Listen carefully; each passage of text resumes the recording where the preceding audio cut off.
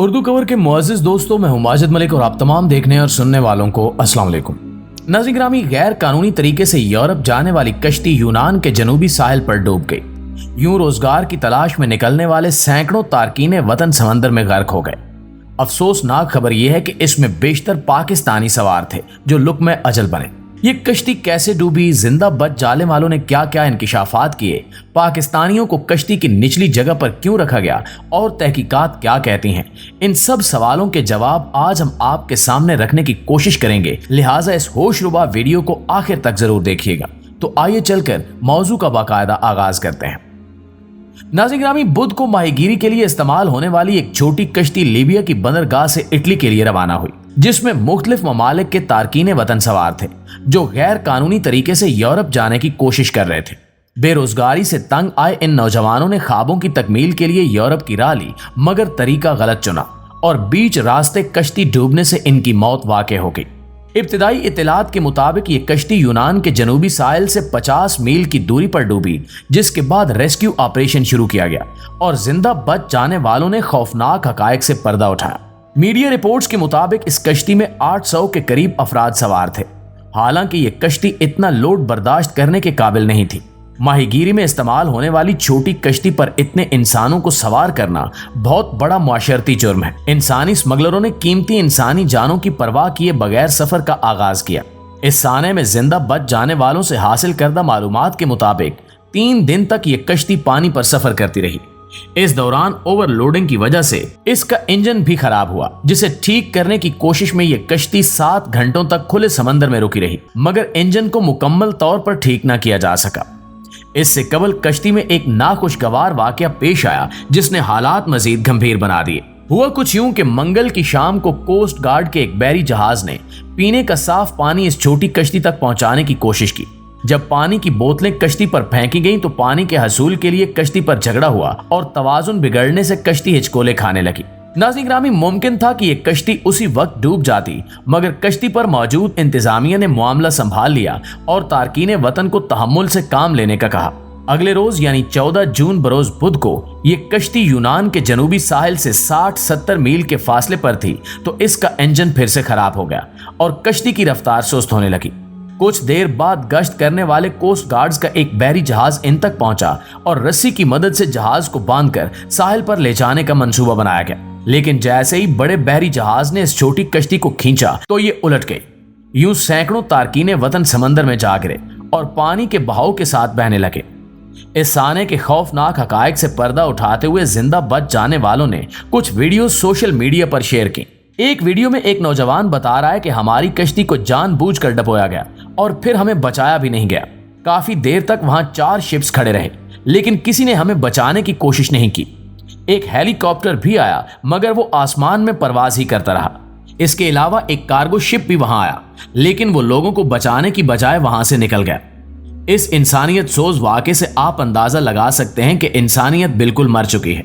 بے یار و مددگار افراد کو ڈوبتا دیکھ کر ریسکیو ٹیمز نے انہیں بچانے کی زحمت تک نہیں کی۔ زندہ بچ جانے والے پاکستانیوں نے انکشاف کیا کہ وہ خود تیر کر ساحل تک پہنچے۔ یہ تو ان کی خوش قسمتی تھی کہ وہ بغیر کمپاس کے ساحل کی سمت تیرتے گئے اور قدرت نے انہیں ساحل پر پہنچا دیا، ورنہ ان کی موت بھی واقع ہو جاتی۔ جبکہ زندہ بچ جانے والے پاکستانیوں نے یہ انکشاف بھی کیا کہ کشتی انتظامیہ نے چن چن کر پاکستانیوں کو کشتی کے سب سے نچلے حصے میں رکھا، جس کی وجہ سے یہ خدشہ ظاہر کیا جا رہا ہے کہ مرنے والوں میں زیادہ تعداد پاکستانیوں کی ہو سکتی ہے۔ دوستو، انسانی حقوق کی تنظیموں کے مطابق کشتی پہ سوار سب پاکستانی نچلے لیول یعنی بیسمنٹ میں مقید تھے اور یہی وجہ ہے کہ کشتی ڈوبنے پر وہ باہر نکل نہیں پائے۔ کچھ ذرائع کے مطابق ان پاکستانیوں کی تعداد 300 سے متجاوز ہو سکتی ہے۔ اس کے علاوہ ماہرین کا کہنا ہے کہ کشتی پچھلے 5 دن سے اسی جگہ گھوم رہی تھی، مگر کوسٹ گارڈ ایسی کشتیوں کو ٹیکنیکل بنیادوں پر اگنور کرتے ہیں، جیسے حادثہ ہونے پر کہہ دیا کہ ہمیں اطلاعات لیٹ ملی تھی۔ اس سانے میں 100 افراد کے ہلاک ہونے کی تصدیق کی گئی، جن میں بیشتر پاکستانی ہیں اور یہ تعداد مسلسل بڑھ رہی ہے، جبکہ پاکستانی قونصل خانے نے 12 پاکستانیوں کے زندہ بچ جانے کی تصدیق بھی کی ہے۔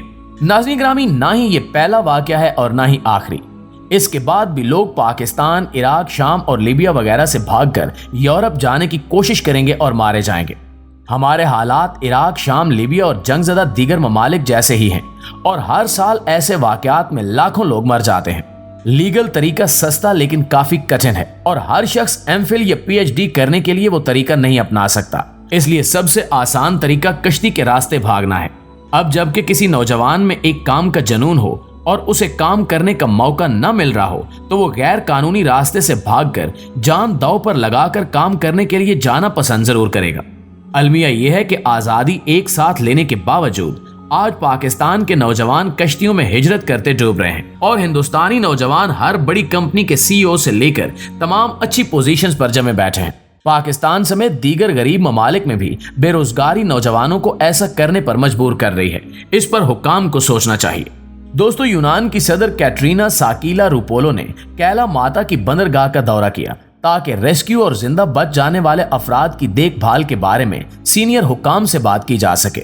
یورپی کمیشن کے سربراہ نے کہا ہے کہ وہ یونان کے ساحل پر کشتی کے تباہ ہونے کی خبروں اور متعدد اموات کی اطلاع سے بہت غمزدہ ہے اور لاپتہ افراد کی تعداد سن کر انتہائی فکر مند ہے۔ دوسری جانب جہاں یہ سانحہ قیمتی جانوں کے ضیاع کا سبب بنا، وہیں انسانی اسمگلنگ کرنے والوں کی نشاندہی بھی کر رہا ہے۔ حکومت پاکستان ان انسانی اسمگلروں کی تلاش میں ہے جنہوں نے غیر قانونی طریقے سے نوجوانوں کو کشتی پر سوار کروایا۔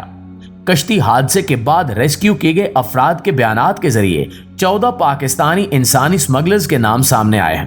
انسانی اسمگلرز کی شناخت سامنے آنے کے بعد گرفتاری کے لیے ایف آئی اے کی ٹیمیں تشکیل دے دی گئی ہیں۔ ایف آئی اے کے ذرائع کے مطابق انسانی اسمگلرز میں سے 5 کا تعلق گجرات سے ہے، جن کے نام شفقت، فیصل سنیارا، آصف سنیارا، حاجی ذوالفقار اور میاں عرفان ہیں۔ انسانی اسمگلرز میں ریاست اور جاوید اقبال کے نام بھی سامنے آئے ہیں، جبکہ منڈی بہاولدین کے ساجد وڑائد اور مدثر کا نام بھی سامنے آیا ہے۔ ایف آئی اے کے ذرائع کا اس حوالے سے کہنا ہے کہ ڈسکا کا رانا نقاش اور عابد نامی شخص بھی انسانی اسمگلرز کے طور پر سامنے آئے ہیں۔ مریدکے کا انسانی اسمگلر ریاست اور سیال کوٹ کا ندیم اسلم بھی انسانی اسمگلنگ کے کام میں ملوث پائے گئے ہیں۔ کوٹلی آزاد کشمیر کے انسانی اسمگلر طلعت کیانی کا نام بھی سامنے آیا ہے، جن کو جلد از جلد گرفتار کرنے کی کوشش کی جا رہی ہے۔ حکام کو چاہیے کہ ایسے انسانی درندوں کو عبرت کا نشان بنائیں تاکہ وہ نوجوان نسل کو لالچ دے کر ان کی زندگیوں سے نہ کھیلے۔ آخر میں ہماری دعا ہے کہ اللہ پاک اس سانے میں ہلاک ہونے والے تمام مسلمانوں کے درجات بلند فرمائے اور ان کے لواحقین کو صبر جمیل عطا فرمائے، آمین ثم آمین۔ جی تو معزز دوستو، یہ تھی ہماری آج کی ویڈیو کیسی لگی کمنٹ کر کے ہمیں ضرور بتائیے گا، اور اگر آپ میں سے کوئی دوست غیر قانونی طریقے سے یورپ کے خواب دیکھ رہا ہے تو یہ ویڈیو خدا کے لیے اپنے اس دوست کے ساتھ شیئر ضرور کیجیے گا۔ انشاءاللہ آپ سے ملاقات ہوتی ہے اگلی ویڈیو میں، تب تک اپنا خیال رکھیے، اللہ نگہبان۔